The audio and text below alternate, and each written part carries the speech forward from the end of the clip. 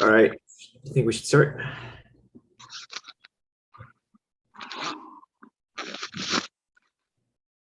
Okay.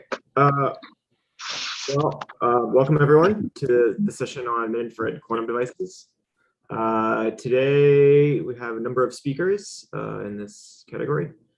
Just for everyone's information, the last two talks in the session have been swapped. So just wanted you to know that.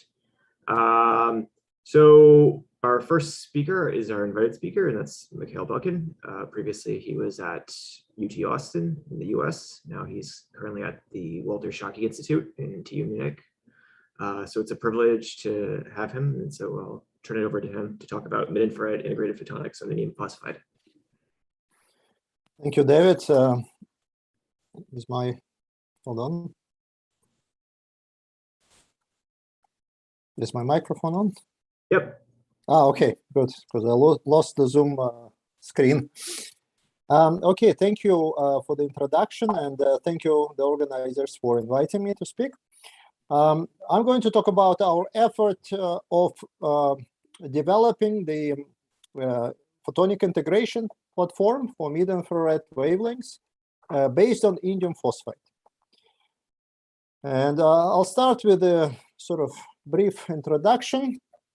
So first of all, when we talk about mid-IR wavelengths, we are here talking about 3 to 12 or 3 to 15 microns. So a pretty broad spectral range.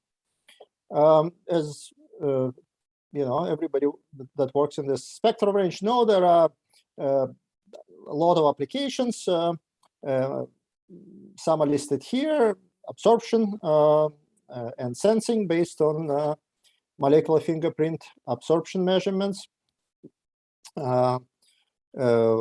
medical diagnostics, spectroscopy, but also applications for free space communications in the atmospheric transparency windows, 3 to 5 and 8 to 12 or 8 to 15 microns, IR countermeasures, LiDAR, and quite a few applications, basically. And similar to telecom wavelength range, one may want to perform integration of various photonic components on the same chip for this wide range of applications. And to that end, we need to think of lasers, we need to think of photodetectors, and we need to think of photonic components for light manipulation and guiding. So regarding lasers, semiconductor lasers, in the mid-infrared spectral range, we have basically two options. One is quantum cascade lasers. The advantage of these devices is that they can essentially, they demonstrate a continuous wave operation across the entire mid-infrared spectral range as defined just earlier, so 3 to 15 microns and beyond. They provide very high power output from a single device, single mode over 5 watts CW is demonstrated in a Fabry-Perot single transverse mode laser. They can be designed to support active regions that provide broadband gain, as well as multispectral gain with gain peaks widely spaced from one another. And this is the unique property of QCLs being inter-subband devices. You can create active regions that, for example, have gain at 5 microns and also at 10 microns for simultaneous lasing at this wavelengths. They're not very sensitive to defects in the active region, so one can etch, for example, easily through the active region of QCLs without having adverse effect on the laser performance. And these devices provide the highest performance when grown on indium phosphide substrates, although, of course, recently there were also advancements on QCLs grown on other substrates, but still the best performance is on indium P right now. The disadvantage of QCLs is that they have pretty high threshold power density, roughly over 10 kilowatt per square centimeter. And that means that these devices, one requires attention to perform thermal management in these devices. The alternative would be interband diode lasers or interband cascade lasers. They have rather limited range of continuous wave room temperature operation, roughly 3 to 6, 7 microns. Beyond that, they do not demonstrate continuous wave operation. They have moderate power outputs, and there are big advantages that they have low threshold power density. These are low power devices. The disadvantage is that, again, they don't operate in the entire mid-air spectral range, and they're sensitive to defects in the active region, as all interband lasers are. And they're typically grown on gallium antimonide substrates, although, again, there are some efforts now to produce them on silicon substrates, for example. So this is the background in which we operate. In terms of detectors, we have traditional mid-infrared detectors based on semiconductors, MCT, indium antimonide, indium arsenide, QIPs, as well as thermal detectors. So all these detectors can be integrated on the photonic platform. And there are also detectors that simultaneously can work as lasers. This has been demonstrated by Vienna group, Benedikt Schwarz and Gottfried Strasser. And these devices, under applied bias, they operate as lasers, shown here. And at zero bias, they operate as photovoltaic quantum cascade detectors. So potentially, such devices can be used as both lasers and detectors on the integrated photonic platform. And now we have to choose how we want to integrate. And we have multiple choices of waveguide materials. Since we want to operate in the mid-IR spectral range, we have to choose a material platform that would have transparency in the mid-IR. And recently, there has been significant amount of research that has been devoted to exploiting different platforms. So here's the summary of different platforms with their transparency range indicated in gray. Taken this from this publication. So germanium and silicon would have the widest transparency range out of the materials that are shown here. Then, of course, silicon platform is very appealing because of the CMOS compatibility, but silicon obviously has limited transparency range. And the dielectric that silicon platform would have to use for waveguiding have even more limited transparency range, as you can see here, silicon nitride, sapphire, or silicon dioxide. Materials transparency is one thing, but when you implement waveguides, usually the losses that you get are significantly larger than that of the bulk absorption of the materials because of different defects, radiative losses, scattering losses, and whatnot. So in this table, I tried to summarize the results that's been reported by different groups using different materials platforms. Again, I took the information from these two references, and then I added a few more data points from other references. So right now, the best results seem to be silicon on sapphire platform in the 2 to 4 micron range. Lonker group has demonstrated about 0.7 dB per centimeter at 4.5 microns. There has also been reports in silicon suspended in air, 0.8 dB per centimeter, and silicon on germanium, 0.4 dB per centimeter at 4 microns, and the 0.3 dB per centimeter. At longer wavelengths, losses typically increase, and we have here 2, 3, and more.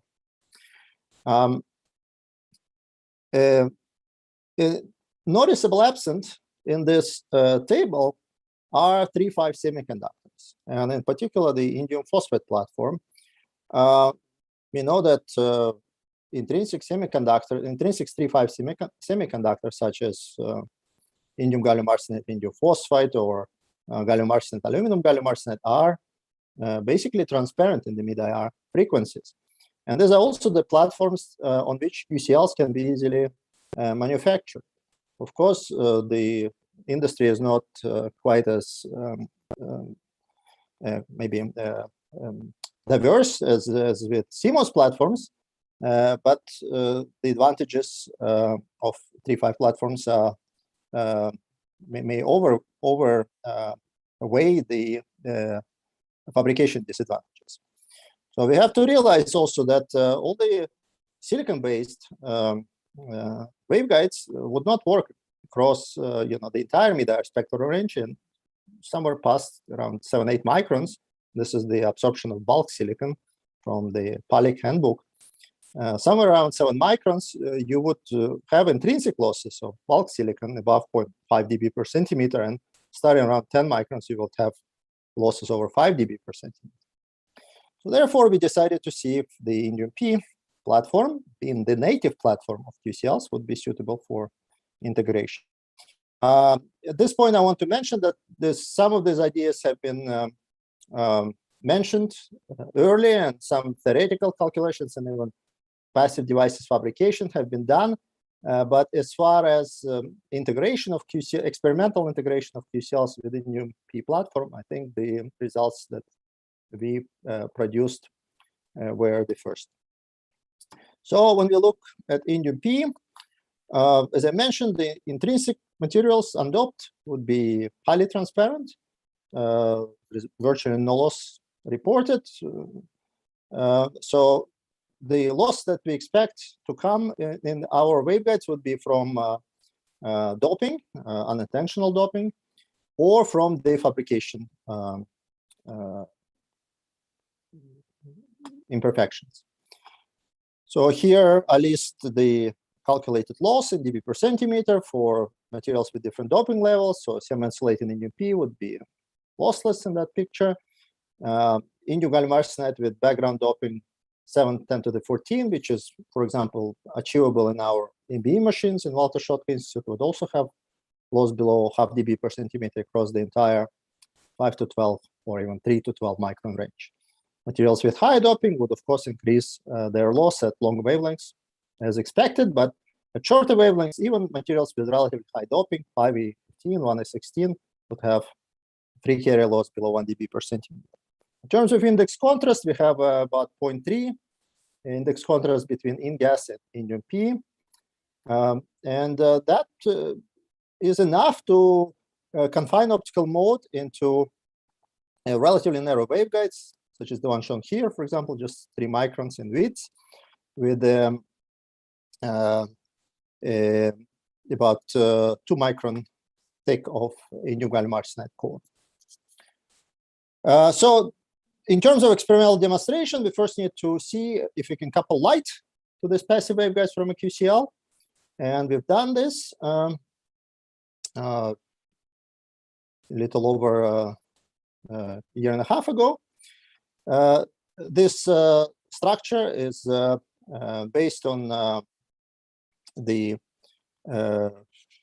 epi layer shown here. We have indium phosphide substrate, lightly doped. And then we have the passive waveguide layer structure here with the low doped, basically background doping level Indium P, 5E15, 0.75 micron core, and then upper undoped Indium P layer, that's the passive waveguide.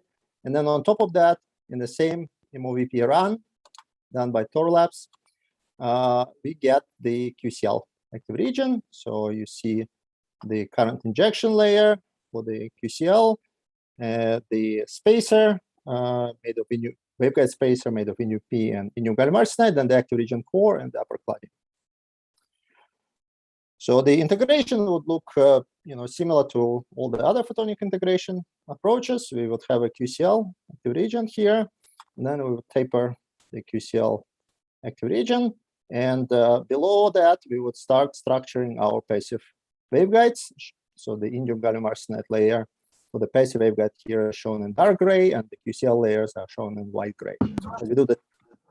As we do the tapering, the mode will transition from the QCL active region to the indium phosphide passive waveguides, and then we could manipulate this mode for various applications.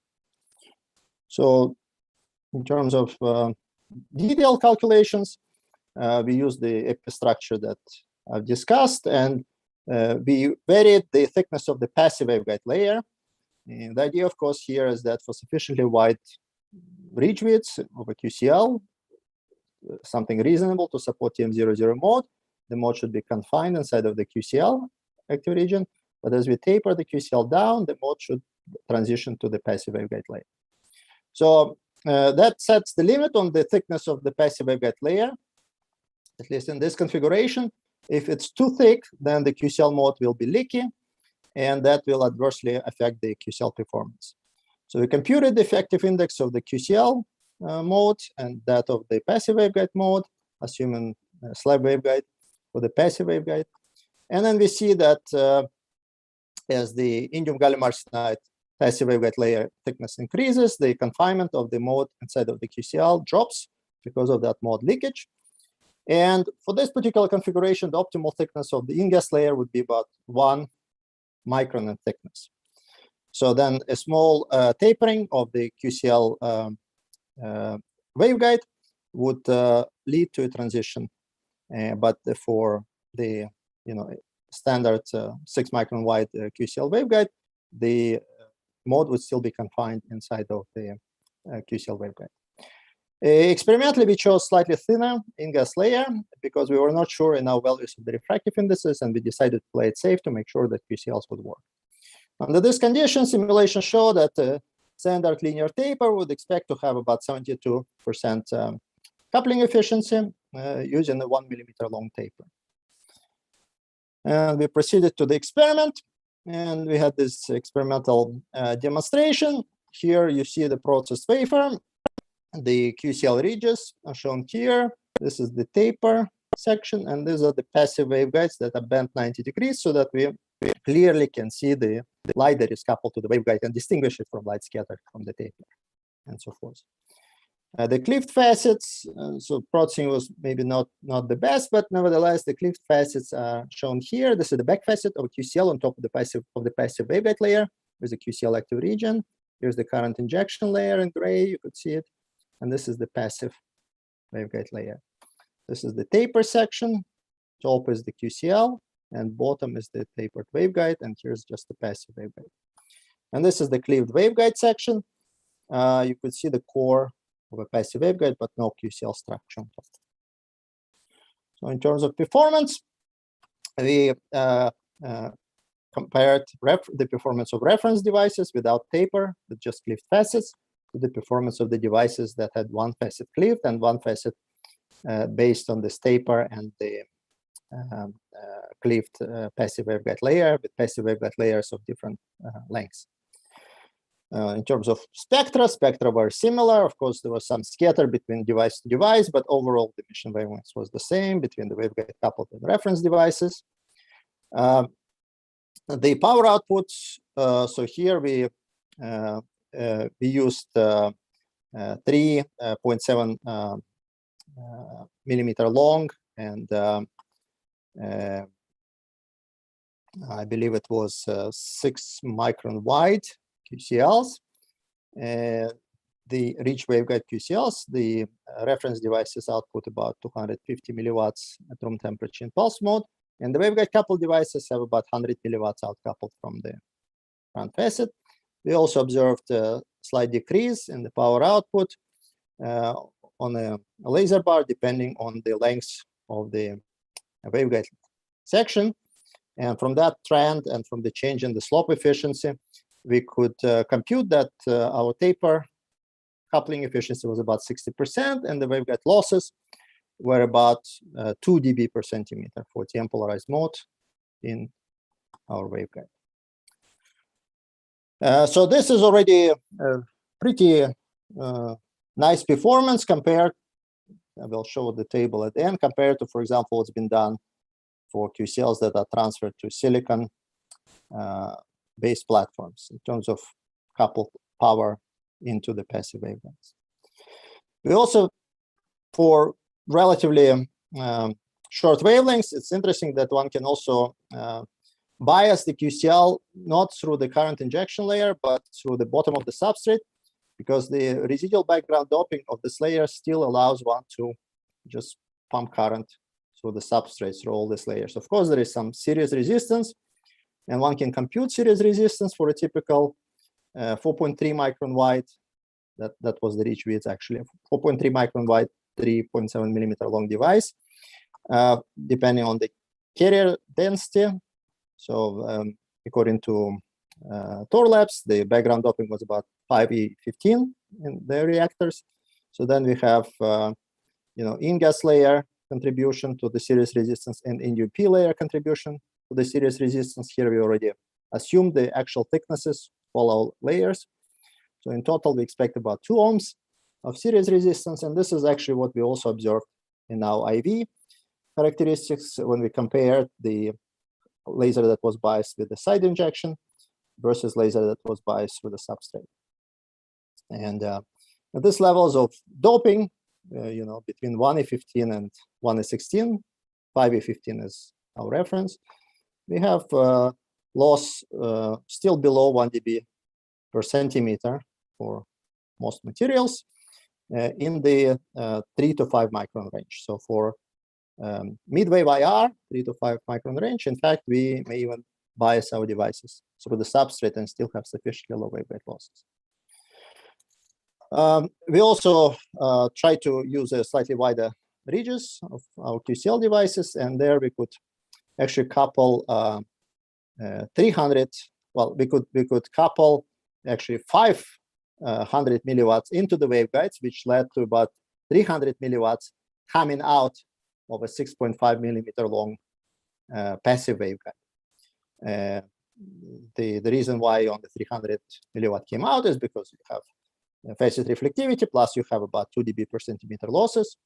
So taking this into account, we actually expect that, well, we calculate that we coupled about half a watt of power to this passive waveguides, which is quite interesting for a number of applications. We also have tried to investigate what is possible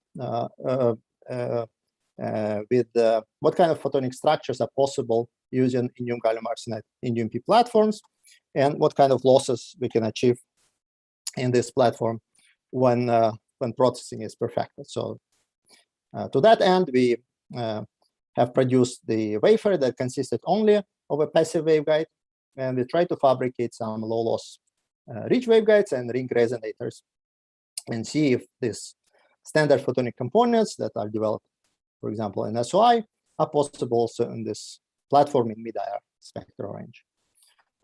Again, the background doping of our systems in Walter Schottky Institute were lower than that of MOVP systems in Tor Labs, and we have background doping of the order of 710 to the 14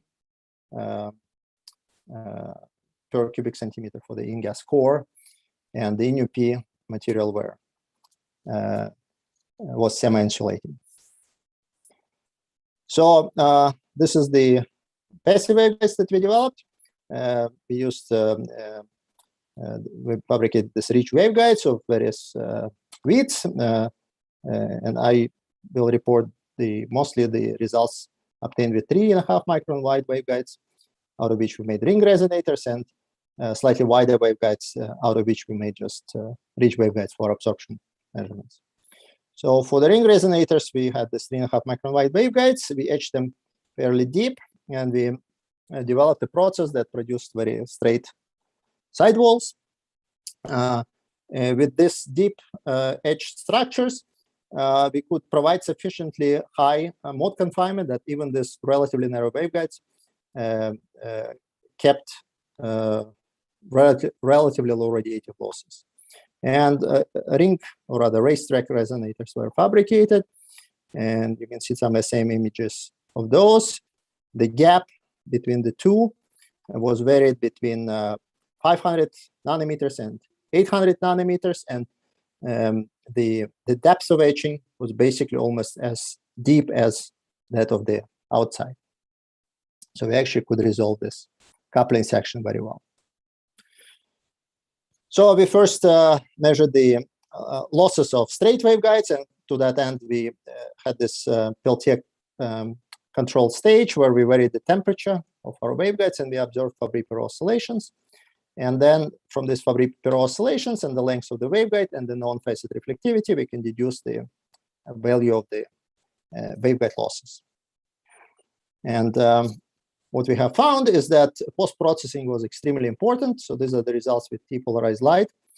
And we used this setup to perform measurements across 5.3, from 5.3 to 10.5 microns. So post-processing was very important. After the etching, we had to perform various dips in HBR, first to remove the damage on the sidewalls introduced by RIE, and then also HCl to remove some oxides.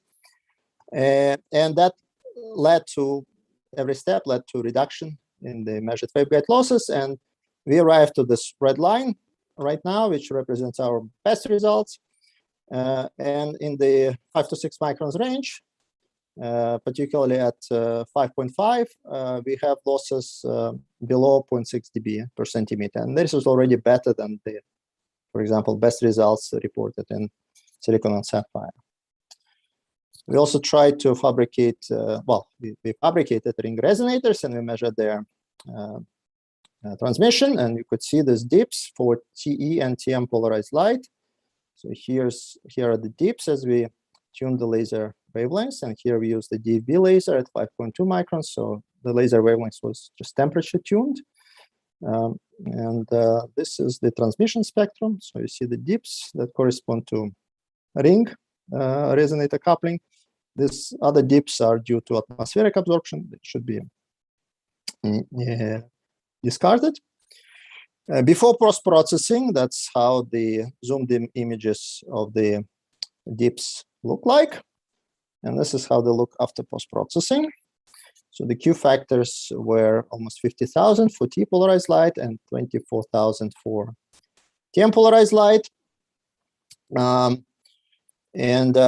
So these are the loaded Q factors, and the intrinsic Q factors are computed to be over 100,000 for T-polarized light and 37,000 for TM polarized light, which corresponds to the waveguide losses of 1.5 dB per centimeter, and that includes the radiative loss and bending loss, as well as in our racetrack resonator coupling loss between straight sections and bended sections, and 5 dB per centimeter for the TM.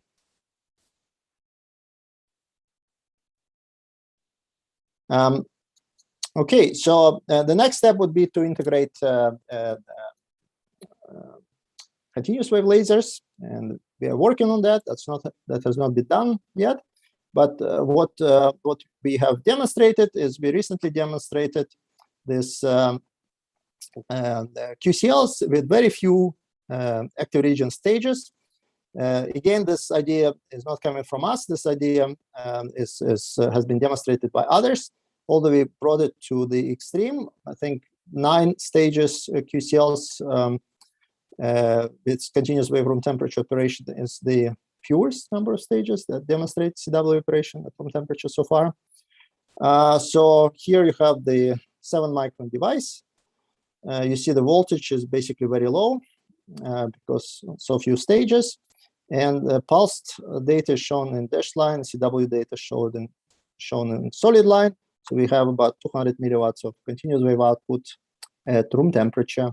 And these devices, because they have so few stages, they do not require any particular thermal packaging for operation. So in this regard, they are more similar to diode lasers, and they only require some electroplating to produce continuous wave output.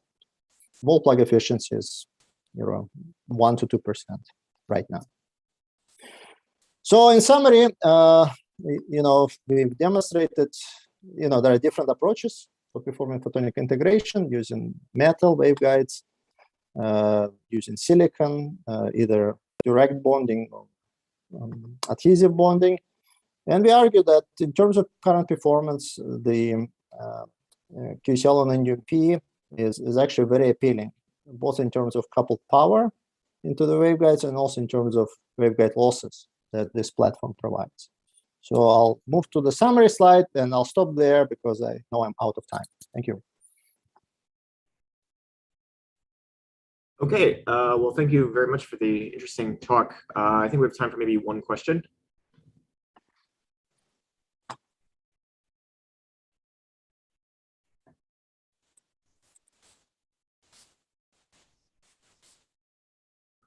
I don't see anyone's hands raised. I do have one question. So for the tapered waveguides, I think you said the coupling efficiency was around 72%. Is the rest of that, I guess the rest of the 28%, is it just reflected, or is it due to losses of some kind in the structure? Or Yeah, so some of them is scattered, some of them is reflected.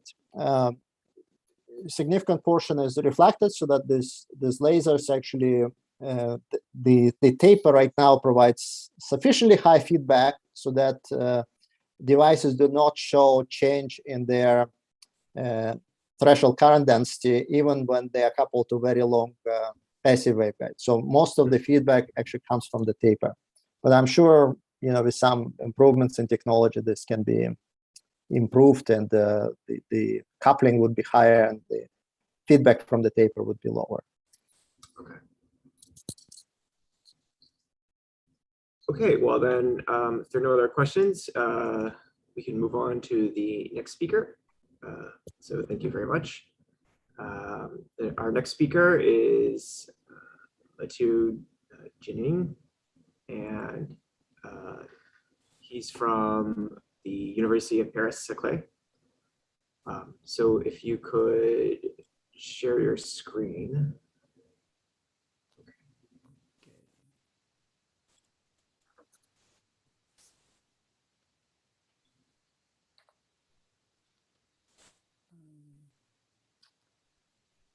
I don't think you see it in full screen though. Right, we're seeing the presentation view. Okay, then give me 1 second.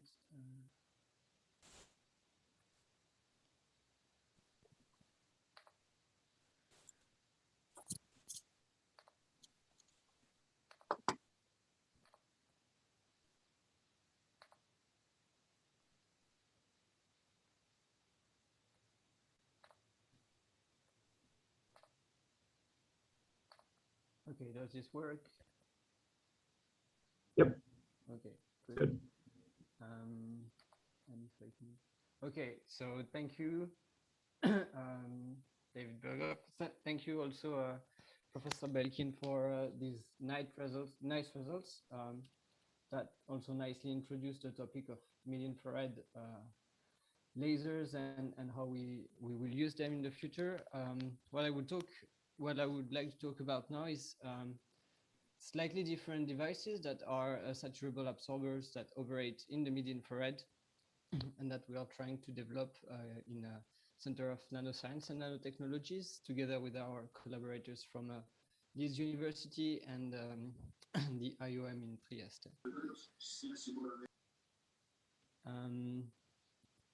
So first, like to introduce quickly what is a saturable absorber. And for this, it's a simple reminder that it's a medium that exhibits an absorption that depends on the incident intensity. So basically, here, it follows that rule in, I don't know, can you see my pointer or not? Because Yes, we can see it. Okay, great, sorry. So it follows that kind of rule, and we simply define its saturable power as the difference between the absorbance for low intensity impinging on the medium and a high intensity. And we define the saturation point by this intensity where the total absorbance power is divided by 2. Saturable absorption is one of the simplest nonlinear, non-parametric process, and it's been widely used, especially in one kind of device, the semiconductor saturable absorption mirrors, or SESAMs, that have been invented by the keynote speaker of this conference, Ursula Keller, in the 90s. And basically, they consist in inserting a lossy medium inside the cavity of a laser so as to produce ultra-short pulses. But the brilliance of this invention is that the saturable absorber is embedded inside the cavity mirror. And so by abruptly varying the saturable absorption in the laser cavity, it allows the generation of short pulses either via mode locking phenomena or the Q switching phenomena. And in the visible and near infrared part of the spectrum, they work on interband transitions for which the lifetimes of the transition and the let's say the corresponding light power you can get from a laser are kind of well matched, so that you can have a strong absorption in the interband transition with some fast thermalization and then slow recombination. That leads to, let's say, favorable saturable absorber devices. And these have been used widely in laser diodes, in VCSELs. We've seen some yesterday, in fibered lasers for ultra-fast spectroscopy, as well as, let's say, high-power lasers for machining, so forth, so on. Things are a bit different in the mid-infrared region. So there has been some, let's say, attempts in the past decades to manipulate mid-infrared laser light, either by direct modulation, like injection locking in the quantum cascade lasers, or more recently by developing free space or integrated modulators that are so far only modulating mid-infrared laser amplitude. But there is no single well-defined technology for saturable absorbers covering the entire mid-infrared spectral range. And for this, we have to understand why this is, we have to come back a bit to the physics. If we use light with longer wavelength or lower energies, we have to change a bit semiconductor materials, because we are now limited by the energy gap of the material. We cannot go below this if we use interband transitions. So as was introduced before, what we use is intersubband transitions that are between two quantum confined levels of doped quantum well. And as Professor Belkin showed, these are, for example, the backbone of quantum cascade lasers. The problem is that these transitions have a very low radiative efficiency and very, very short lifetimes. So you need extremely high pumping powers to saturate them. And this has been proven, let's say, experimentally. So if you do a typical absorption experiment on a doped multi-quantum well structure, you want to impinge on the sample at an angle with TM polarized light so that you can fulfill the intersubband transition selection rule. And then if you put in the number, you find that the saturation intensity you get is on the order of 1 megawatt per centimeter squares. And this, let's say, intrinsic value cannot be changed much because it depends on fundamental constants, the lifetimes of the transition that you cannot change too much, and the oscillator strength. And remarkably, it does not depend on the number of electrons you put in the quantum well. You can put more electrons, less electrons. This value doesn't change. And to reach such a high intensity, you need state-of-the-art optical oscillators, free electron lasers. So it's completely impractical to be used with tabletop laser devices. Now, it's well known, it has been used quite often in the past decades in electrodynamics. We see that anytime we want to change the way light interacts with matter, one of the winning strategies is to put the material inside the cavity. So this is what we do here. We want to introduce this intersubband transition quantum wells in metallic microcavities, and then we want to have the coupling between these two elements strong enough so that we enter a new light matter coupling regime called the strong coupling regime, in which the coupling is strong enough so that at resonance between the transition and the cavity, the system exhibits two new eigenstates that are lifted in degeneracy here and are split by the vacuum Rabi frequencies, two new states that we call polaritons. And the important point here to remember is that this frequency splitting is proportional to the population difference between the excited state and the ground state of the transition. Now, I want to introduce a model that describes how we can model the absorption, the intersubband absorption alone in a coupled intersubband cavity system. This is based on coupled mode theory that describes the system with abstract quantities that show, let's say, their characteristic frequency. They are oscillators with an intrinsic damping, and they can have a radiative coupling to an external port that allows us to compute how the system reacts to an external excitation. Now, if you do the calculation, it's fairly easy to demonstrate that the intersubband absorption, so the dissipation only inside the intersubband resonator, takes this form. And more importantly, you can show that you have these two terms here that directly depend on the population difference between excited and ground state. Now, if you want to look at the two regimes of this expression, we can focus first on the strong coupling regime, where the vacuum Rabi frequency here dominates the losses and the system operates at the polariton frequency.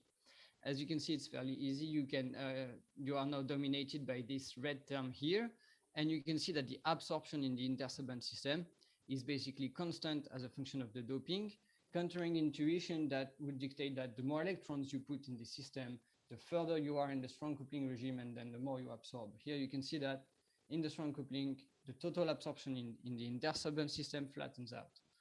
On the contrary, if you're in a low doping regime, then you want to operate at the intersubband bare frequency. It's the blue term here in the denominator that dominates, and you find again that the absorption here is proportional to the doping. So basically here you have this linear trend. You can see also that increasing the doping leads to what I just mentioned, so the lift of degeneracy here from the weak coupling to the strong coupling, and you see these two polariton states in the reflectivity of such a intersubband transition microcavity coupled system. Now, if we plug this absorption formula into a simple rate equation, assuming that we are in the steady state, we can describe the excited state population, and so we can use the saturation condition to determine what is the saturation intensity of this coupled system. So this is again fairly easy from the expressions I presented, and we can have this kind of, let's say, regime diagram where we can show that in the strong coupling regime, the saturation intensity is now proportional to the doping. So it's the opposite dependency in doping from the absorption, while in the weak coupling regime, the saturation intensity is constant. So with this framework, we have a tool now to design what we believe would be a nice saturable absorber mirror working in the mid-infrared. So here we operate around a wavelength of 10 microns.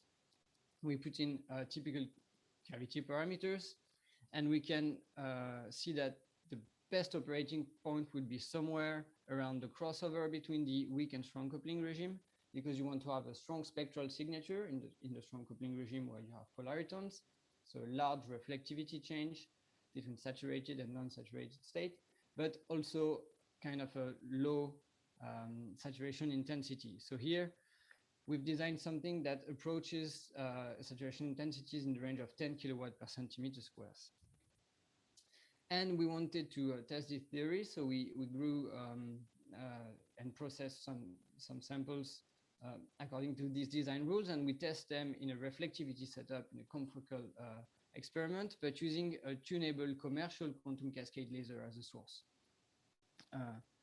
And here are really initial preliminary results on structures that have not been optimized yet. What we can see is that when we do this reflectivity experiment using the commercial QCL by sweeping the frequency at low power, the reflectivity curve here exhibits two polariton modes well resolved in frequency. And then when we repeat this experiment with the highest power we can achieve on our QCL, we see only a single resonance showing the saturation of the transition and the collapse of the light matter coupling to only the cavity frequency.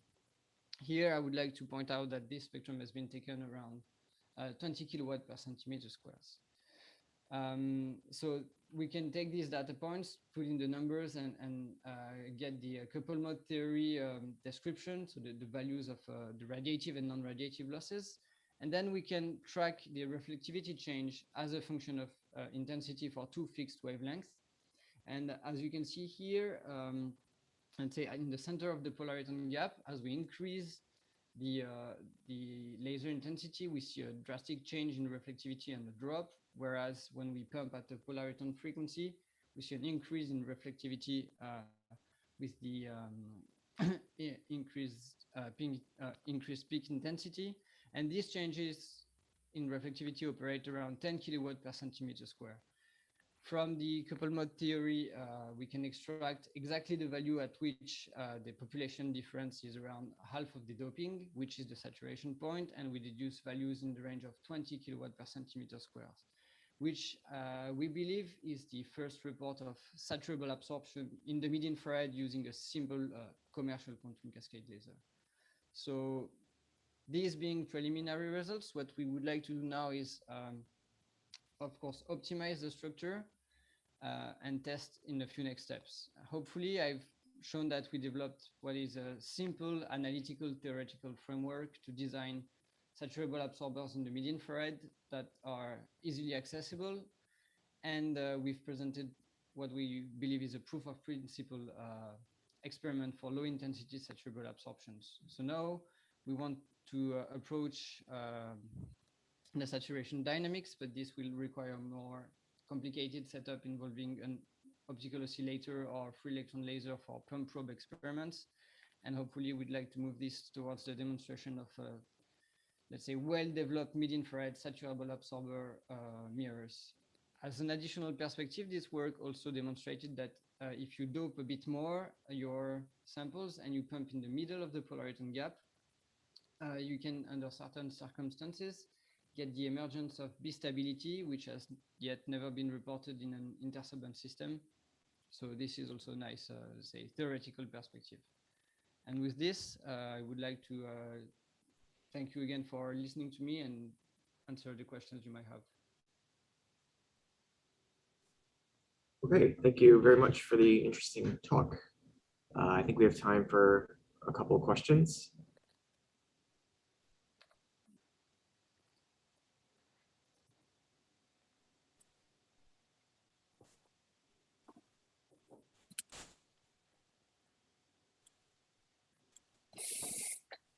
Mikhail Buchan. Thank you, David.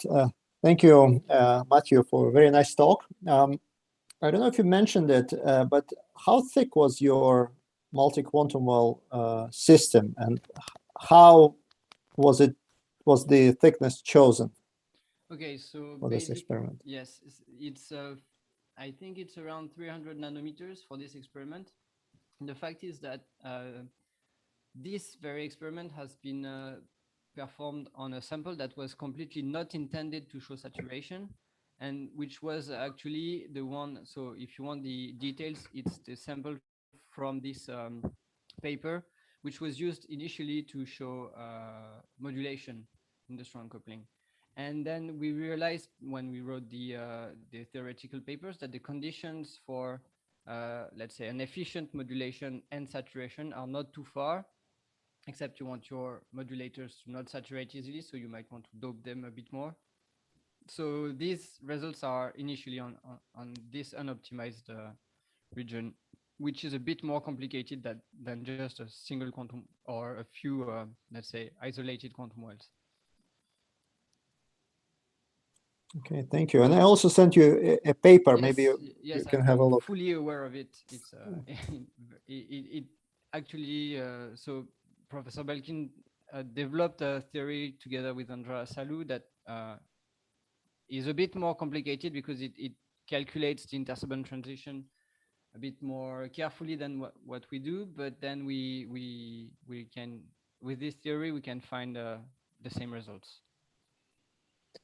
And we also did the experiment. I'm sorry. Yeah. Okay, well, thanks again. I think we should move on to the next speaker. So it's Olivier Spitz from LTCI Telecom Paris. Today he's going to be talking about optical injection of mid-infrared extreme events in unilaterally coupled QCLs. So Okay, thank you very much for the introduction. Can you see my screen? Yep. Okay, perfect. So this work, first I'd like to thank you all for attending this talk in the Saturday afternoon. So this work was done in collaboration between Technische Universität Darmstadt and Telecom Paris, and was funded by the DGA, which is the French Recording in military progress. agency, and Agence Nationale de la Recherche. So in this talk, I will first describe external optical feedback in mid-infrared quantum cascade lasers, because this is what we do in order to obtain several types of nonlinear dynamics in these mid-infrared lasers. Then I will show some chaos results and the chaos synchronization that we used for a secure communication application. Then I will move to tilted feedback for extreme events, which are different from chaos, but this is also another type of nonlinear dynamics. And I will end this presentation with the unidirectional injection of extreme events with quantum cascade lasers. So external optical feedback in quantum cascade lasers correspond to placing a feedback mirror at the output of the quantum cascade laser. So basically, this produces the reinjection, and because we want to analyze also the light that is emitted by this quantum cascade laser, we have a beam splitter and a mercury cadmium telluride detector.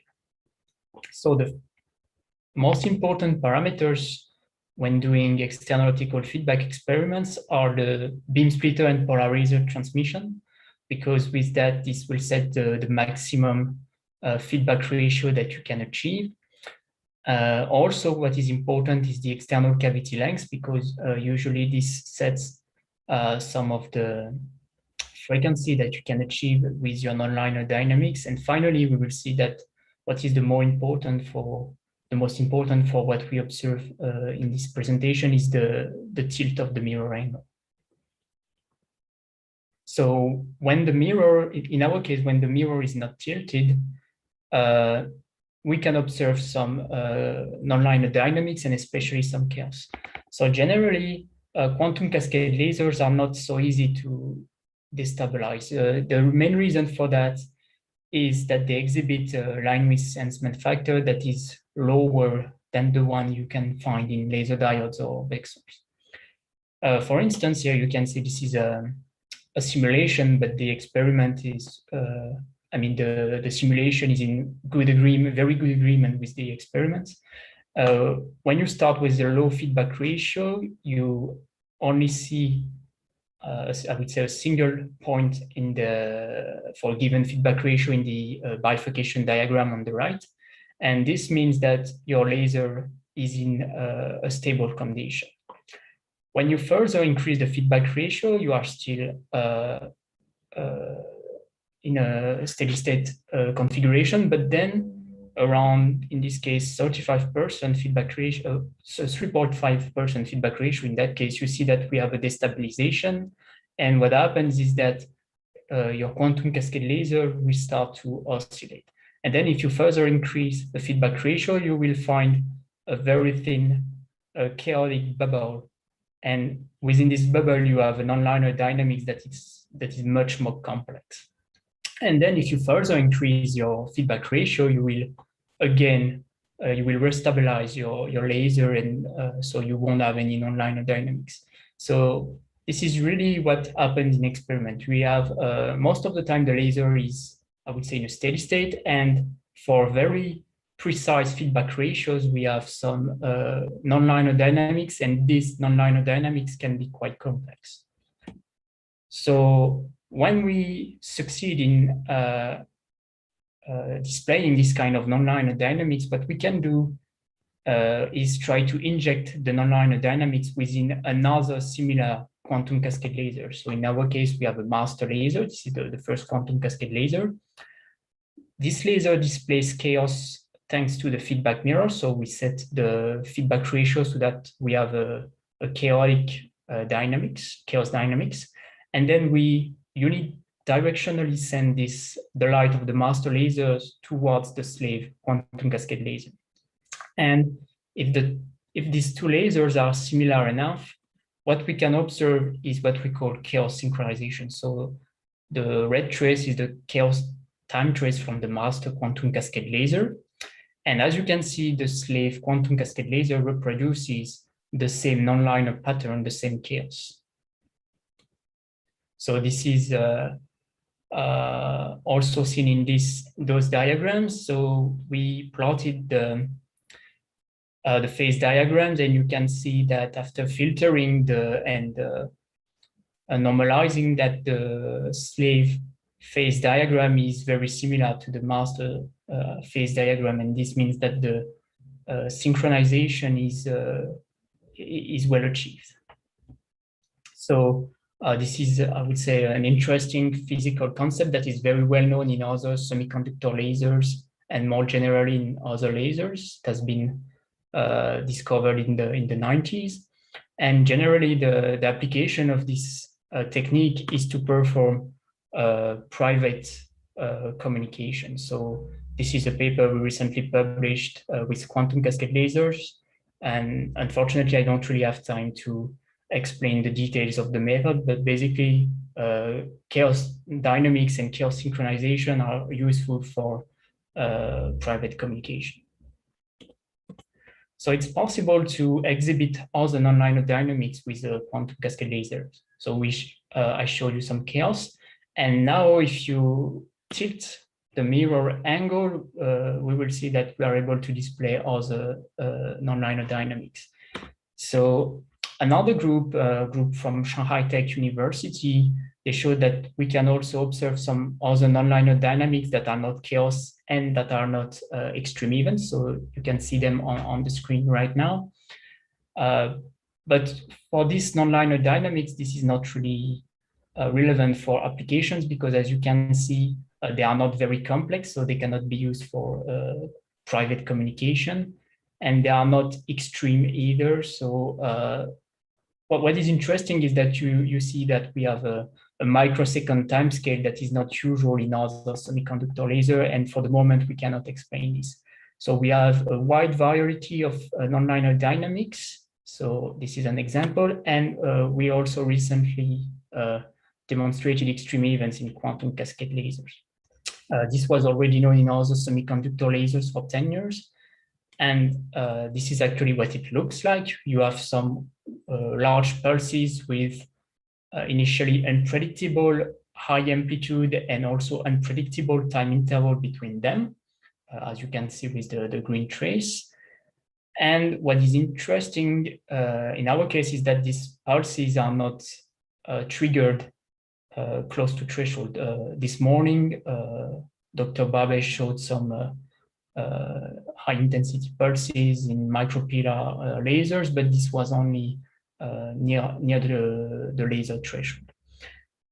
Moreover, what we can do with these pulses is that we can somehow control them. So if we add an electrical excitation, now the time interval between the spikes is always the same, and also the amplitude is quite consistent. So with the blue trace, you can see the excitation that we use. So these are this small pulse of excitation. And you can see that these small pulse of excitations, they are small in comparison with the giant pulses that we display. One of the drawbacks, as you can see in this trace, is that we don't have a 100% success rate for triggering these extreme pulses. So a question that we can ask is, do we have the same behavior with chaos and with these extreme events? Because they are basically obtained with the same method. We have some feedback. So it's on the one hand, you have some tilted feedback. On the other hand, it's not tilted feedback, but basically this is the same technique.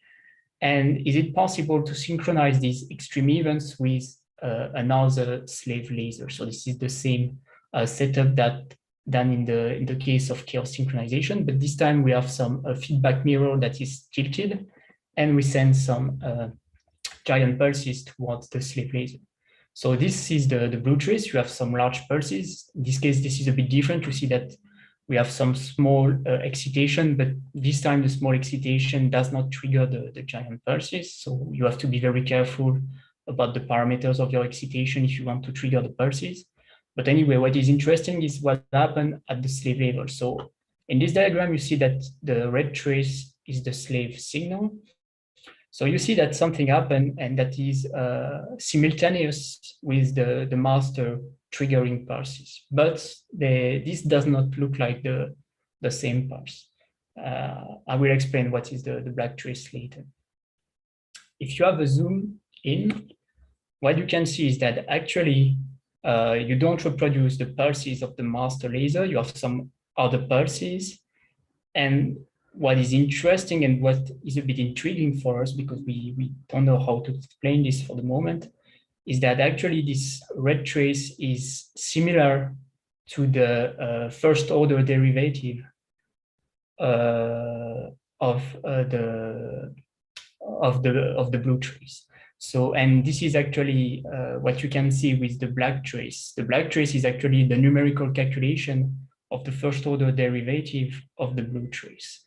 So if you still zoom in, you see that for the cases where you have a pulse, the pulse up part of the blue signal, you have a very good approximation. So this is this part of the slave laser signal and this part of the numerical calculation.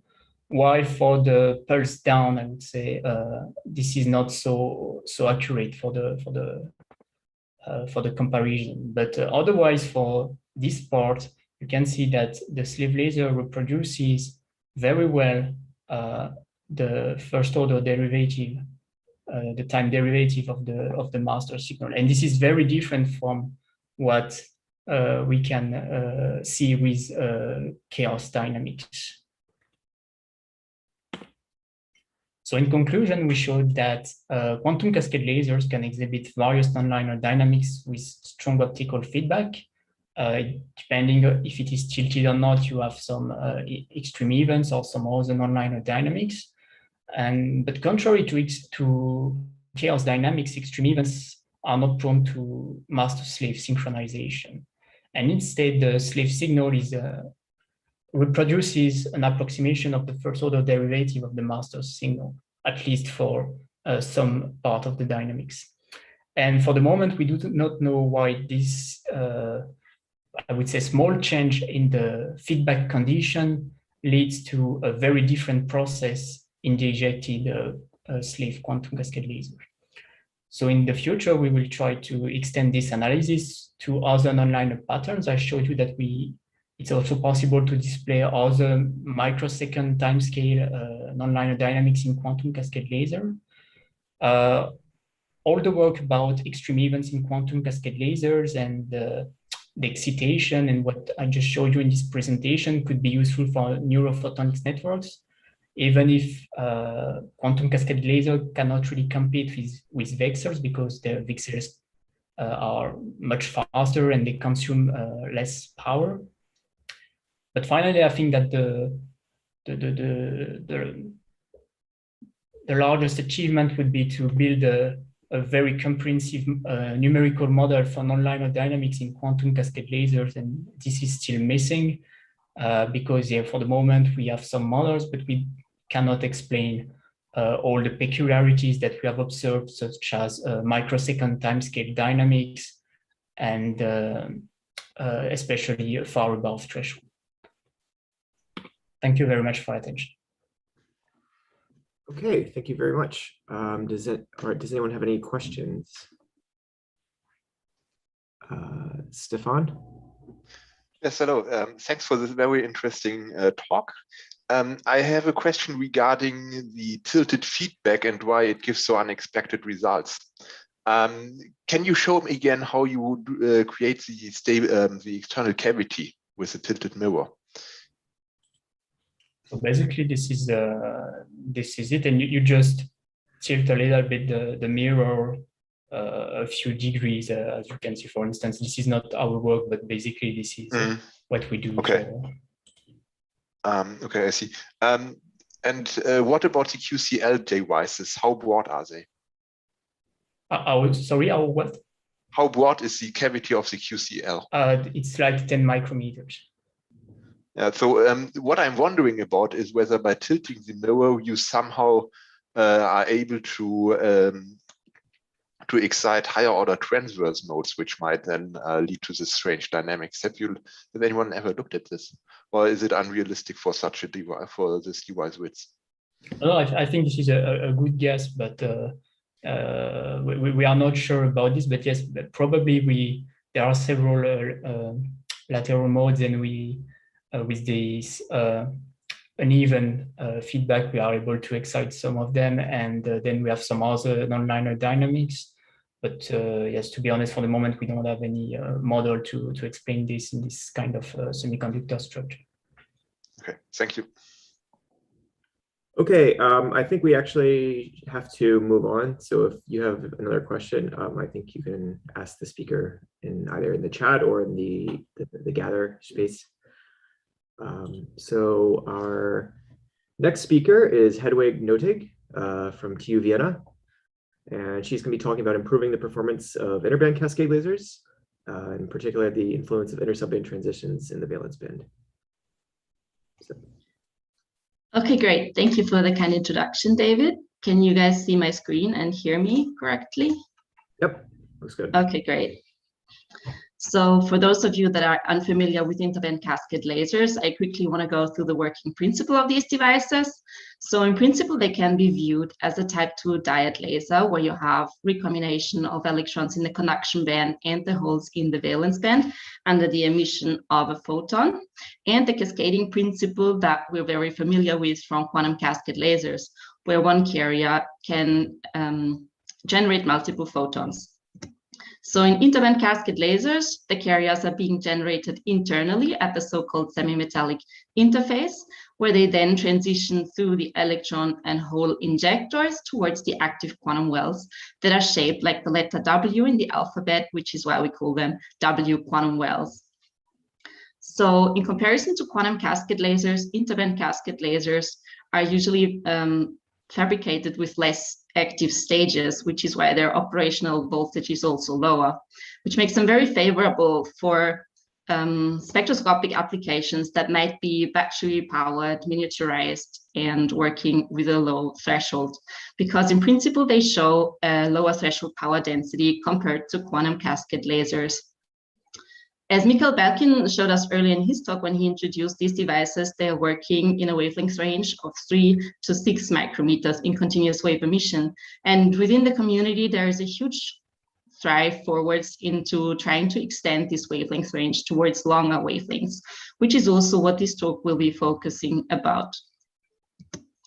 So if we're comparing different interband cascade lasers that are operating at different wavelengths, we see a general trend of a higher threshold current density when we go towards higher wavelengths. So if we're comparing these 30 devices and we're comparing devices that have the same number of active stages, we can see this trend very clearly, but we're not the only people observing this. So this is very well known and has been studied in literature.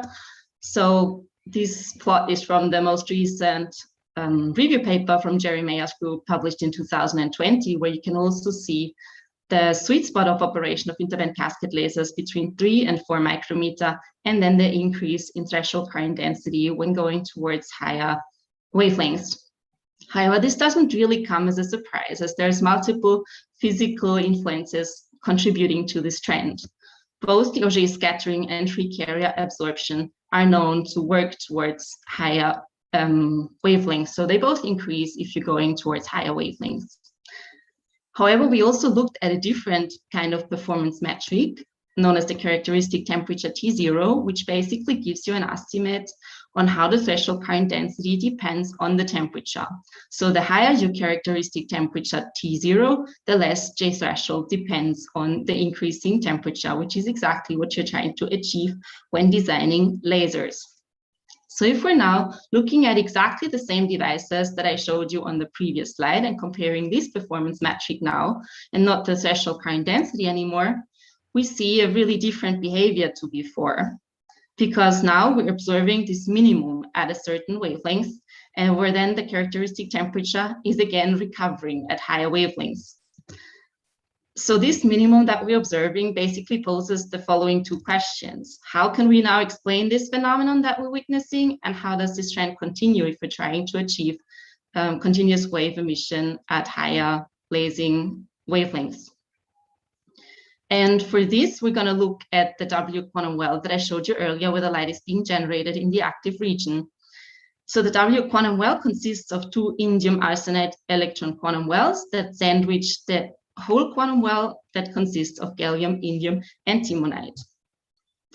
And the design that has been standard used in ICL so far, that is very dominant in literature as well, is that is always the same thickness of this layer being used, 3 nanometers in thickness with an indium composition of 35%, which is exactly where we started with our model as well. So we're using an 8-band KP method to calculate the electronic band structure of just this W quantum well. So on the left side, you can see the calculated electronic band structure in the gamma point. And on the right side, you can see the same subbands depending on the wave vector K. And what's really interesting to see now is if we're taking the lasing wavelengths of these devices that we're looking at in particular in this case, so the difference between the lowest level of the conduction band and the highest level of the valence band.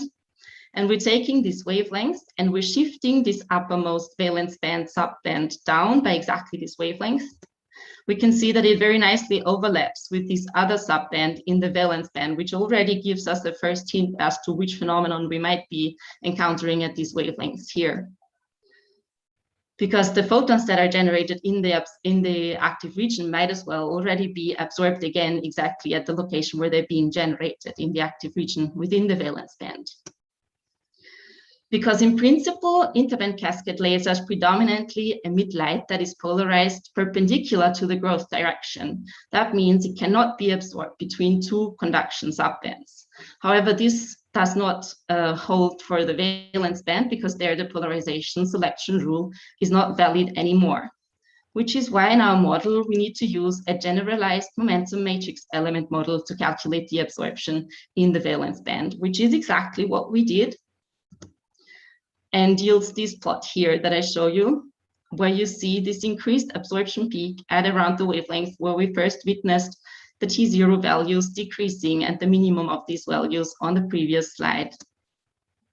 So this already matches very nicely, and just judging from this picture, we can already draw a conclusion as to how the trend might continue towards larger wavelengths, because the absorption values are increasing again towards higher wavelengths. So the trend would follow this lower line that I'm showing here in dashed. So what we thought of now is, now that we understood something that might be going on in the active region of interband cascade lasers, how can we now use our gained knowledge in order to improve the performance and actually avoid these transitions within the valence band when designing our lasers.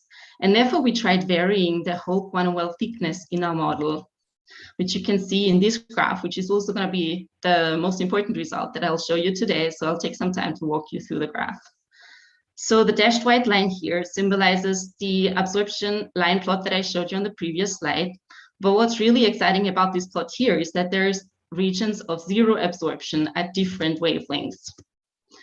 And the Y scale here shows you the different thicknesses of the gallium, indium, and timonite whole quantum well layer, which I'm just plotting for 2 to 4 nanometers because it's limited by the growth. You cannot grow this layer infinitely thick because it would introduce too much strain in the active region and would therefore lead to too many defects in your structure.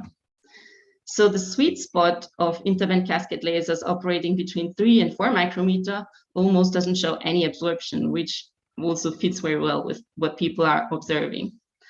However, if you're trying to design a laser that might emit around 4.5 micrometer, you would want to avoid this huge absorption region that is shown in yellow, and you might want to go towards thinner gallium, indium, and timonite layer thicknesses down here. However, the situation changes if you're trying to design a laser at around 6 micrometer, where you have this broader absorption region going towards thicker gallium indium antimonide layer thicknesses to the right. So you would like to go towards this region here, so to thicker gallium indium antimonide layer thicknesses. And we're hoping that this plot here might act as a guide for other people working on interband cascade lasers in order to design their lasers, make them more efficient, and make them operate at continuous wave and at higher temperatures as well. So in order to confirm our model, we also did some experiments on this, and we grew different laser structures that had the same design. So ABC have the same active region design, and TEF have the same active region design. And the only difference in the growth that we did was exactly changing the layer thickness of the whole quantum well consisting of gallium indium antimonide. So we took 2.53 and 3.5 nanometer in thickness for these different devices and tried to see if we could see a difference in T0 or the threshold current density.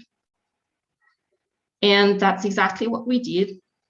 And we're seeing a clear improvement of the characteristic temperature and the threshold current density for exactly these devices that I just pointed out. So going along those white lines, going from C to A, we can see that the characteristic temperature drastically increases from 34 to 50 K, and the threshold current density decreases at the same time, And the opposite effect holds for DEF. So following the white arrow again, we go from 2.5 to 3.5 nanometers, going from low value for T0 towards a higher value for T0, while decreasing the threshold current density. And with this, with the aim in mind that I had pointed out in the very beginning of this talk, trying to achieve continuous wave room temperature emission at even longer wavelengths, we took these set of devices, DEF, that are working above 6 micrometer in this case, and we took our best working structure, F, that emitted light at 6.12 micrometer to see if we were indeed able to reach our self-set goal to achieve continuous wave room temperature emission above the 6 micrometers. And on the right side, I'm showing you the spectra recorded for this particular device, structure F. And at 20 degrees Celsius, the maximum peak intensity is shown at 6.12 micrometer. And yes, we were indeed able to reach our goal. These are the LIVs that we recorded for this device. And you can see that we were able to operate it in continuous wave operation up to a temperature of 25 degrees, where it still showed an output power of approximately 1 milliwatt. So how does this actually compare now to the so far published interband cascade laser devices? So this is, as far as I know, the longest wavelength interband cascade laser device that's been published so far that was working in continuous wave at room temperature from Rui Yang's group, published in 2018, which was operating exactly slightly above 6 micrometer at 6.01 micrometer at a temperature of 20 degrees Celsius. And as you can see, looking at this ×4 symbol here, the output power at 20 degrees Celsius was rather low. If we're comparing this now to our device at 20 degrees Celsius, we have approximately 10 times higher output power with also a lower operating voltage. And with this, I already want to come to my summary. So I showed you that the valence band absorption in interband cascade laser active regions definitely depends on the indium gallium antimonide whole quantum well thickness, as I showed both in theory and experimentally. However, what we're seeing in our model is that it also depends on the composition. So changing the indium content of this layer also shifts the absorption peaks that you can observe. I also showed you our experimental evidence on the influence of the performance of said lasers, where we see an influence of both the lasing threshold and the characteristic temperature if we're only changing this single layer in the active region of the ICLs. And with this, we were able to achieve continuous wave emission at room temperature for the so far longest demonstrated wavelengths in interband cascade lasers. With this, I would like to thank you for your attention on this Saturday afternoon, and I would like to thank our collaborators at NanoPlus for providing all of these devices and growing the devices, and all of my colleagues at the University of at the TU Wien for their help. Thank you very much. I'd be happy to answer any questions. Okay, thank you very much. I think we have time for maybe one question.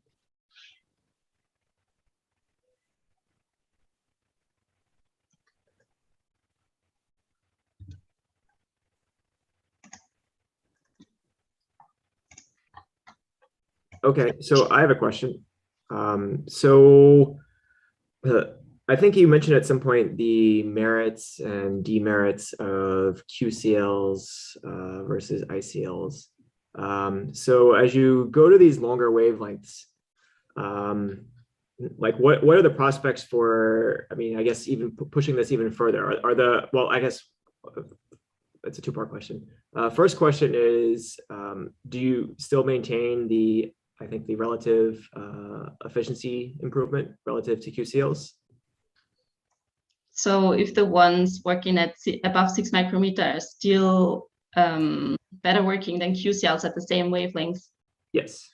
Tough question. I did not exactly compare that. I mean, the currents, the operating currents are still rather low at the 6 micrometer range as well. However, I mean, if you're comparing the threshold current densities between the ICL wavelengths, they do increase still. You always have these increasing effects that you cannot really get rid of, like the Auger effect increasing and the free carrier absorption as well.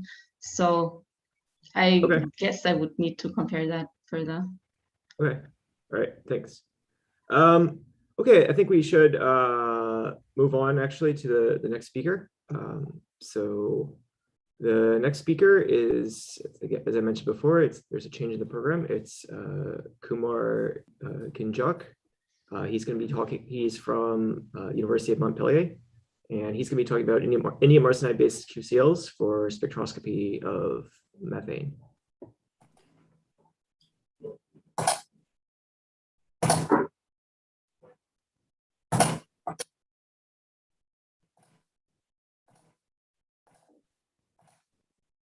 Can you see my presentation? Okay. So good afternoon, everyone. My name is Kumar Kenjal, and I'm pursuing my co-tutorial doctoral studies at University of Montpellier in France and University of Bari in Italy. Thank you for giving me an opportunity to present our work on indium arsenide-based quantum cascaded lasers for a spectroscopy of methane. I'll begin my presentation with a brief discussion on the need for a spectroscopy of methane. Methane is a powerful greenhouse gas emitted by human activities such as leakage from the natural gas sources and also by natural sources such as wetland. It has direct effect on the climate and indirect impact on the human health, as it is one of the major precursors for the formation of tropospheric ozone. Even though the atmospheric lifetime of methane is short, it is highly efficient in absorbing radiation as compared to carbon dioxide. Hence, there is need for efficient monitoring to control the emission. Naturally, laser spectroscopy comes in mind as it has high sensitivity and selectivity for gas detection, and we can achieve very low limit of detection. There are two suitable spectral regions for the spectroscopy of methane, namely around 3.3 micrometer and 7.7 micrometer. Even though the absorption at 3.3 micrometer is much stronger as compared to that at 7.7 micrometer, we are more interested in working in 7.7 micrometer region because the absorption due to water vapor at these wavelengths is considerably weaker. And we can use quantum cascade technology to develop single frequency lasers with high optical output power. For the spectroscopy, we are mainly focused on quartz enhanced photoacoustic spectroscopy, as it does not require optical detectors, which can be useful in developing low cost and miniaturized spectroscopic systems. However, the signal strength is directly proportional to the optical power of the laser. Hence, we need to optimize our device in order to achieve high optical power. We chose quantum cascaded lasers because it is the only option to generate long wavelengths. Quantum cascaded lasers are the cascade of active region and injection region formed by quantum well and barriers. The transition between the suitable energy levels within the conduction band produces photons, and unlike in diode lasers, these electrons are transported through injection region to the next active region, and produces the photon again, hence increasing the quantum efficiency of the device. There are already quantum cascaded lasers based on indium phosphide material available at these wavelengths. However, we want to improve the performance of the device using indium arsenide based material because it has low electron effective mass, which can give rise to higher gain. In the previous talk, Professor Belkin presented an excellent indium phosphide based quantum cascaded lasers, but we hope to do better. Important advantage of indium arsenide quantum cascade laser is that it can be monolithically integrated on silicon platform. Our group has demonstrated high performing indium arsenide QCLs grown on silicon. However, the indium phosphide lasers on silicon has still poor performance. This figure shows the band structure of the laser based on indium arsenide, aluminum and antimonide material used for the fabrication of our laser. We need to carefully adjust the thickness of quantum well and barriers in order to achieve optimal performance of the device. For spectroscopic use, we need single frequency lasers operating at the targeted wavelength. This can be achieved using the distributed feedback technology.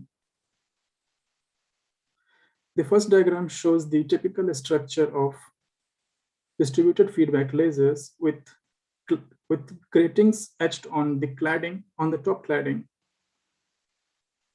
We patterned linear gratings using E-beam lithography and used dry etching to form these gratings followed by metallization. The coupling between the light produced in active region with the grating produces selective amplification of desired wavelength based on the Bragg condition. The parameters such as grating depth, cladding height, and grating period must be optimized for optimal performance of the device. First, we begin by the fabrication of Fabry-Perot laser and we examine its peak gain. Ideally, the peak gain should be exactly at the targeted wavelength. However, a tolerance of 3% shift in peak gain can be acceptable for good performing TFB lasers. Now the question arises, how do we actually optimize these parameters? We do so by simulating our models as shown here in COMSOL and study the semiconductor mode and plasmonics mode.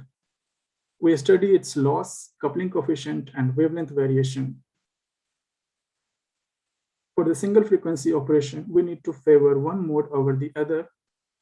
And based on this, if we select the grating depth such that there is sufficient loss separation between the modes as shown in the figure, as shown in this figure. While we can choose lower grating depth to increase the loss separation, it also increases the coupling coefficient as shown here, which in turn reduces the optical output power. Loss separation and the coupling coefficient is also strongly dependent on cladding thickness. As the cladding thickness is decreased, the loss separation increases while the coupling coefficient also increases.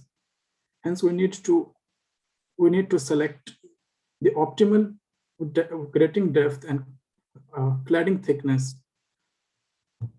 Coupling coefficient is a necessary evil because if we increase the cladding thickness too much, then we can get to a point where there is no more coupling between the light produced in active region and the grating period, which kills the selective amplification of desired wavelength. Hence, we cannot achieve single frequency operation. Based on these simulation results, we fabricated our lasers by varying the cladding thickness, the grating period, and by keeping the grating depth constant at 550 nanometers. From this first PIV curve, we can see that as we increase the cladding thickness, we observed higher optical power. We also observed that we achieved lower threshold current density of less than 1 kiloamps per centimeter square which is much less than indium phosphide-based quantum cascaded lasers. In the next fabrication, we chose cladding thickness of 1.4 micrometer, and we observed significant improvement in optical power at room temperature, which was about 80 milliwatts per facet. This figure shows the spectra of our laser at different temperature. We were able to get very close to the desired wavelength as shown in the figures, using the grating period of 1120 nanometer and 1125 nanometer, and the cladding thickness of 1.4 microns. We measured temperature tuning over a large temperature range. We measured wavelength tuning, over large temperature range, and we found it to be 0.66 nanometer per Kelvin. This is a typical value for DFB lasers. The shift in the wavelength is due to the change in the effective refractive index caused by the change in temperature. From this figure, we can see that there is very linear variation of wavelength with temperature. And from the same figure, we also see that we can target desired wavelength within the Peltier temperature range in pulsed mode. Finally, we demonstrated first indium arsenide-based QCLs below 10 micron in continuous mode operating within the Peltier temperature range.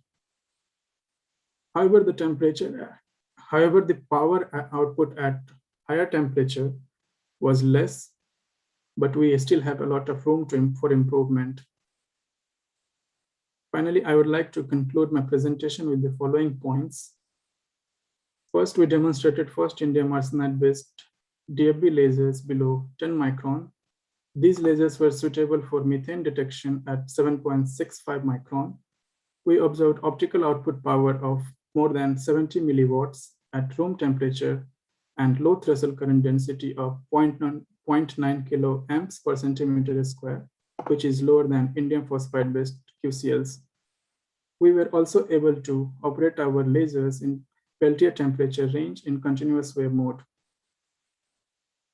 Thank you for your attention. I would be happy to answer any questions. Okay, thank you very much. Are there any questions for the speaker?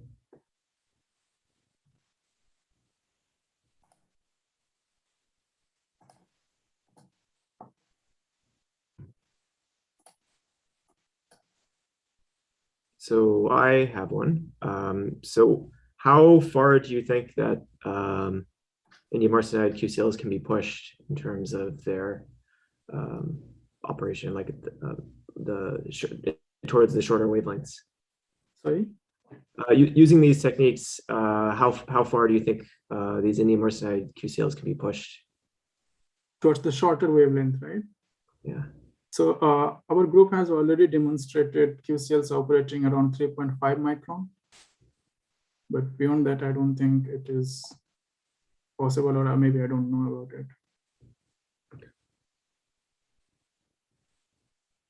Okay, well, thank you very much again. If there's no other questions, I think we can move on to the next speaker.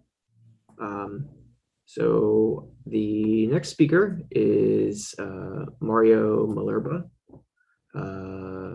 He's from the University of Paris-Saclay, and today he's going to be discussing efficient double-side detection in midair with equipped metal or MIM architecture on a transparent substrate. Yes, so hello, thank you for the introduction. Okay, here I am. Do you see my screen? Yes, you do? Yep. Okay. Just trying to, okay. Okay, so yeah, so my name is Mario Malerba, as you said. I work in the University of Paris-Saclay in the Center of Nanoscience and Nanotechnologies with Mathieu Janin, who gave a talk a few 1 hour ago, more or less, and Raffaele Colombelli.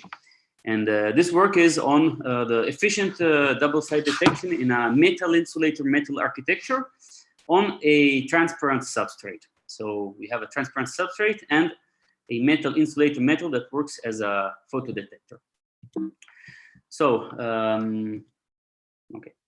So just because because this is a workshop mainly on lasers, I'd like to spend a few words on quantum well infrared photodetectors. So just to give a brief idea of what they are and how they work. So like quantum cascade lasers, which you may be more familiar with, the core of the technology behind a QUIP is inter-subband transitions. In essence, this is a stack of quantum wells where the electrons are confined and where energy levels, of course, exhibit discrete values. The fundamental level is somewhere in the quantum well, while the first excited level is very near to the continuum band. And because it is very near to the continuum band, if a photon arrives and excites an electron from the fundamental to the first energy level, if we apply an electric field to the structure, the electrons will flow in the continuum band and be collected and detected. So more light means more current, less light means less current. If we then nanostructure the heterostructure and add some nano antennas, for instance, some patch resonators, in this case, we can increase very much light matter interaction, and we can make the system more efficient. For instance, the group of Carlos Irtori here in Paris, they did a few years ago a room temperature quantum well infrared photodetector. This they did by making efficient resonators, but also especially by decreasing all the channels that lead to a spurious dark current. In this talk, we do something similar, meaning that we use a stripe-like cavity resonators. But what we do, which is different, is we pattern the two regions of the active region.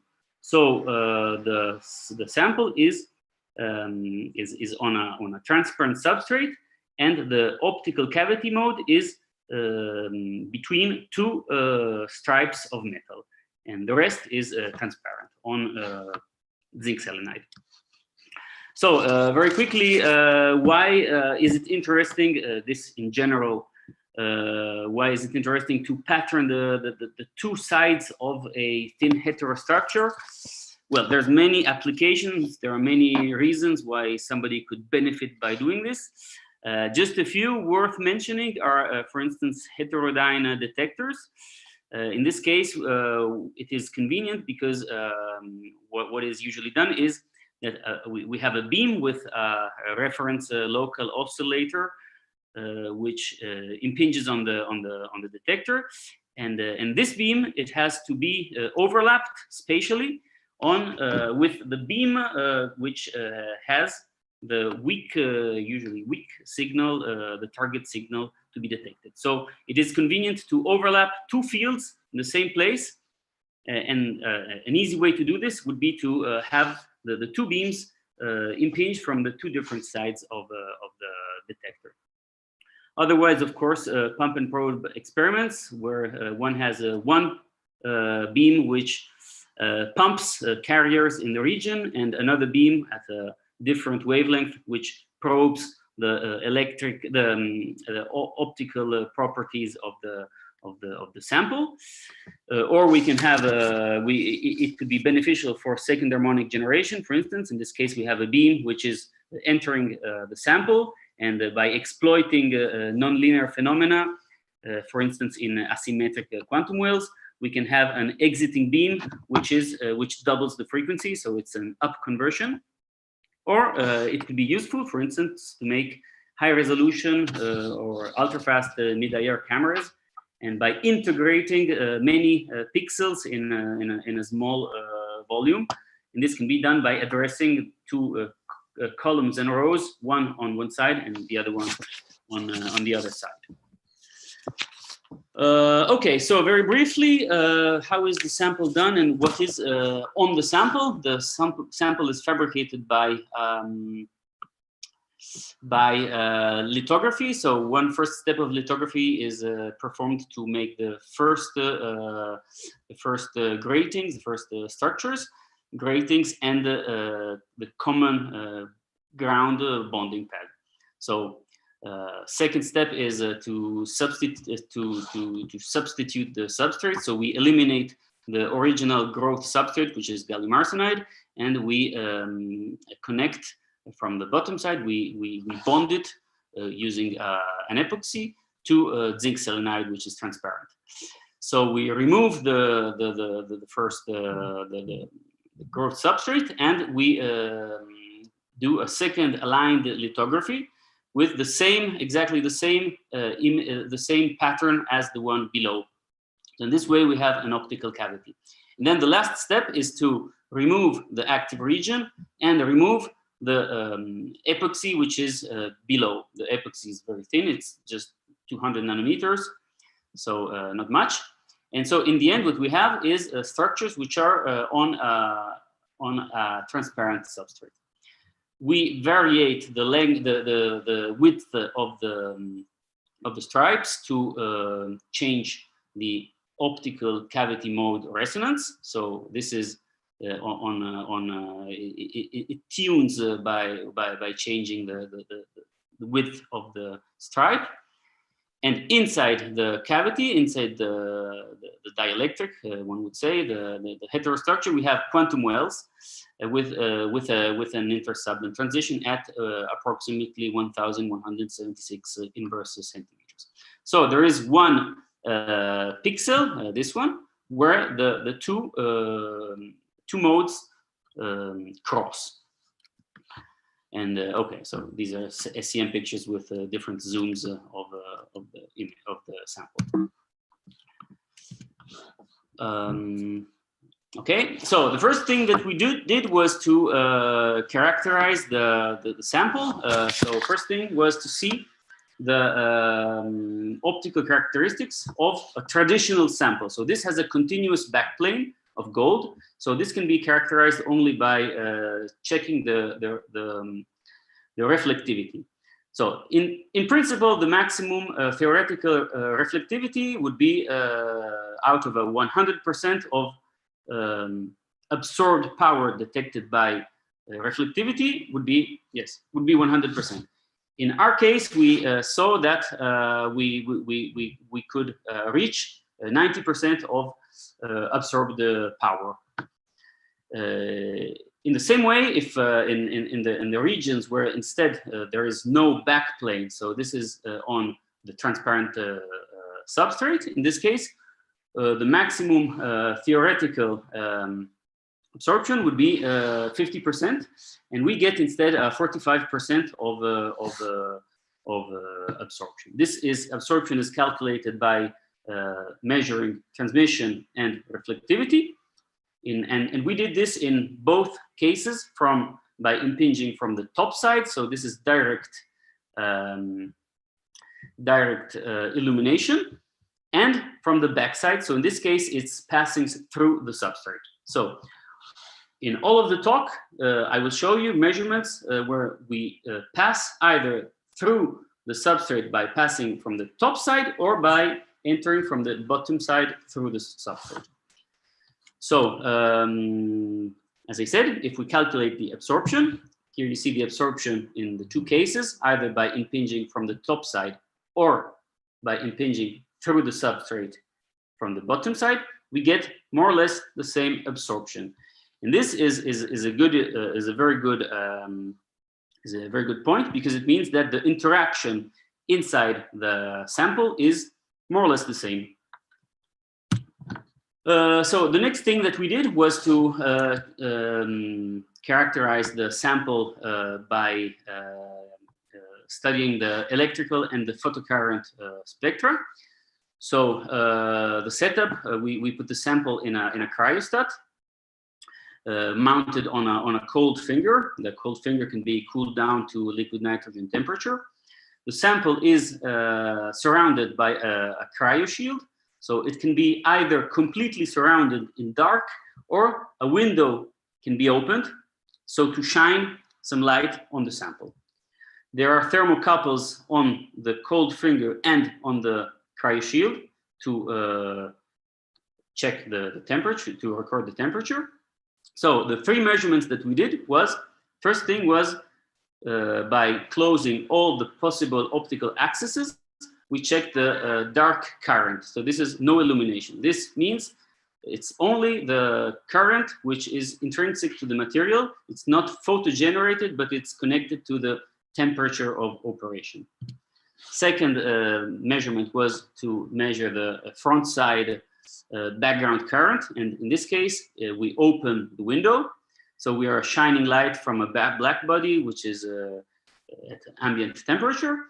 And this gives us the electric response of the sample when it is at the same time illuminated by the black body, but it also has the previously measured dark current, which is intrinsic and cannot be eliminated. And then we did the same thing by turning the sample from the other side. So we entered passing through the substrate. And this is the third measurement. Once again, it's a background, it's a backside background illumination. So we plotted all of this. You can see here the IV curves and in a logarithmic scale, and for two different pixels. So in one case, we measured the pixel for the stripes, in which the optical cavity mode is on resonance compared to the intersubject transition. And in the second case, we measured another pixel, another geometry where the side of the stripe is giving an optical cavity mode which is not on resonance, so it's off resonance, and it is shifted by approximately 130 inverse centimeters. So this is out of resonance. You can see that if we plot the ratio between background current and dark current, we have a maximum around 100 Kelvin, and this is due to the fact that our sample has non-ohmic contacts. It has Schottky barriers, unfortunately, on the two sides. So this gives this maximum at a temperature which is not the smallest that we tested. And of course, you can see that the best performance is for the stripe where the resonance, optical resonance, is on top of the intersubject transition. Whereas for the resonance, which is off resonance, we have detectivity, but it rapidly goes down. The T blip is the temperature at which we have a detectivity, meaning that the dark current is less than the background current. And we detected the blip at 200 Kelvin. In the end, here you can see the color plots where we plot the intensity. The intensity here is the ratio between background current and dark current, and this is plotted in comparison to the bias, the current bias, and the temperature. So once again, you can see that we have this maximum around 100 Kelvin for a given bias of -1 volt. At last, here I show you some spectra. These are the photocurrent spectra, which we obtained by shining light with a mid-IR source in a FTIR spectrometer. So this is a more powerful source compared to a black body as in the previous measurements. This is a globar source, so it's a heated source. And you can see that for the three different pixels, one is these 3 pixels, and for therefore for 3 different optical cavity modes, one is on resonance, one is slightly off resonance, and one is very much off resonance. We have detectivity at 78K for all of these 3 pixels. There is a good tunability because we have a range of detection between 6.5 micrometers and 9 micrometers.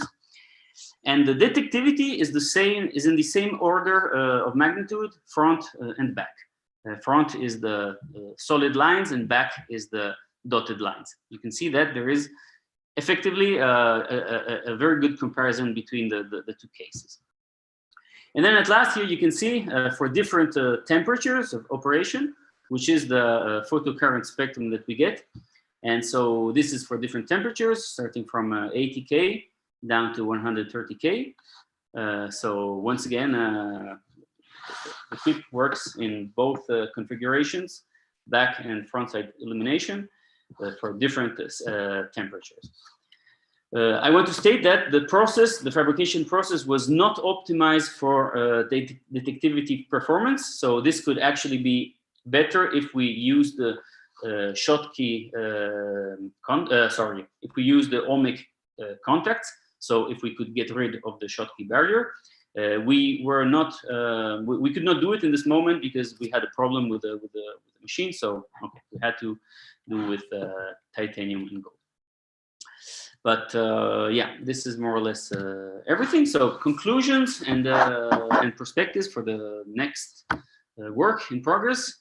Conclusions is the demonstration of the operation of a metal insulator metal tip on a transparent substrate.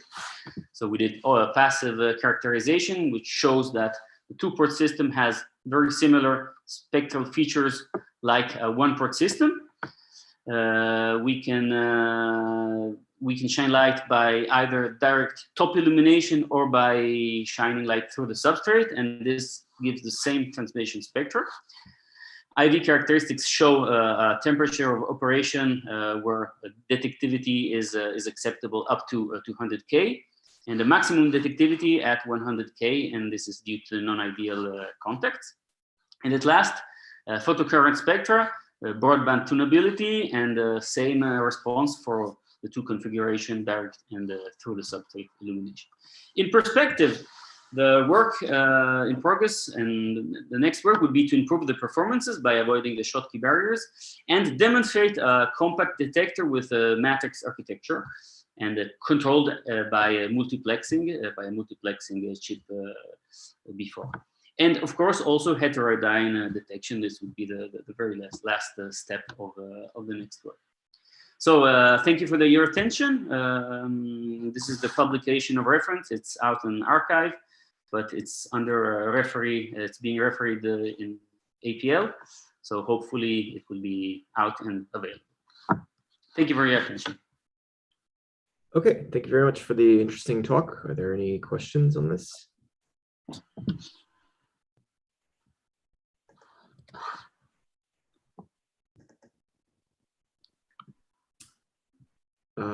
So I did have one. So how dependent are these results on the pitch of the stripes? So, or I didn't see this. What was the pitch, first of all, and then second of all, like how dependent is that? Mainly, I guess I'm asking because of the selection rule, right? So I'm sorry, I didn't understand the question very well. If you could please repeat it. Oh, so what was the pitch of your stripes, and how dependent are your results on that pitch? So the pitch of the distance, let's say, between the stripes is 3 times.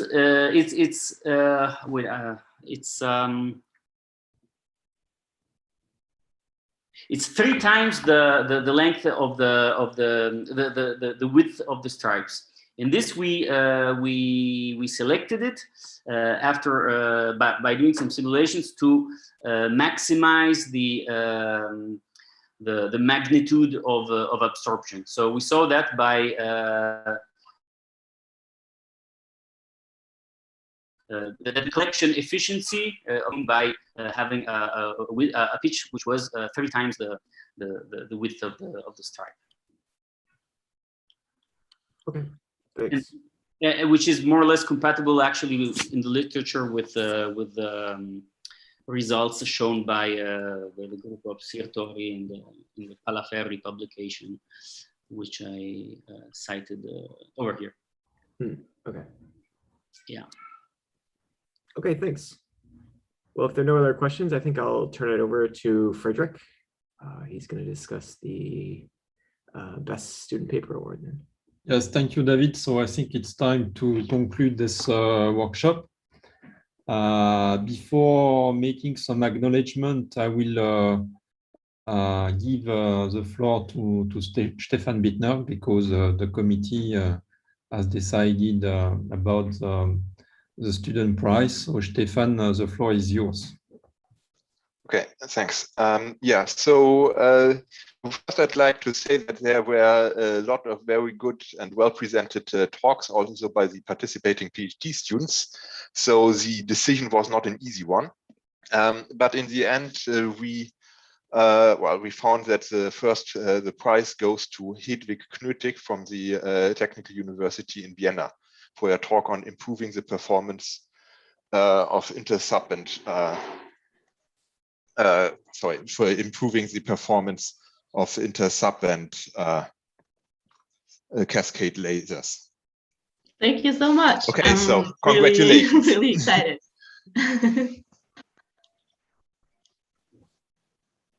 Congratulations. Okay, yeah. So you. you will receive the certificate in a week or so, hopefully. Okay, yeah, thanks again for giving me the opportunity to present my work here as well, and thanks for this decision.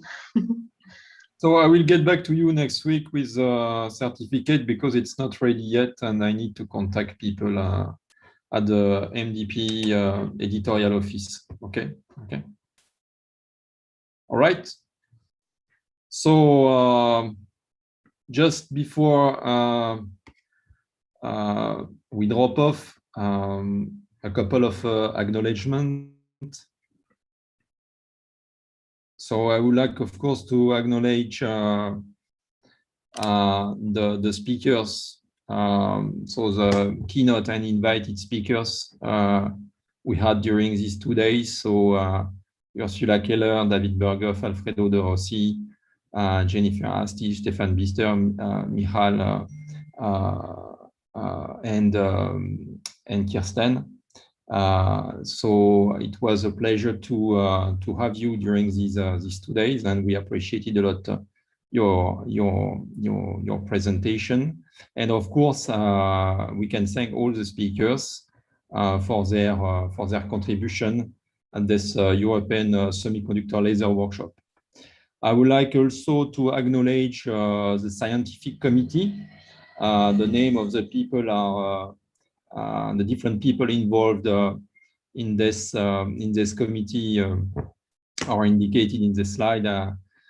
You probably know already all these colleagues. So thank you very much for their help and involvement in the organization of this workshop. And of course, even if we didn't have this in-person workshop at Telecom Paris, I have to acknowledge the local organizing committee. Most of them are actually students, so they did that in parallel to their PhD thesis. So I would like to address my acknowledgement to these people as well, because myself, I cannot do everything. And I would like also to mention that next year, the European conference is going to be in Switzerland. So it means that the European Semiconductor Laser Workshop will be probably organized in Switzerland right after the conference, right after ECOC. So if there are any people in Zurich, Lausanne, or Basel interested in having this workshop, they can contact me, and I will pass all the necessary information. Just feel free to get back to me if you feel excited in organizing this workshop, and hopefully we will have an in-person workshop next year. Okay. All right. So I think we are done for this ESLW. So I wish you, of course, a nice weekend, and I look forward to seeing you soon, not virtually, but at some other conferences. All right. Goodbye.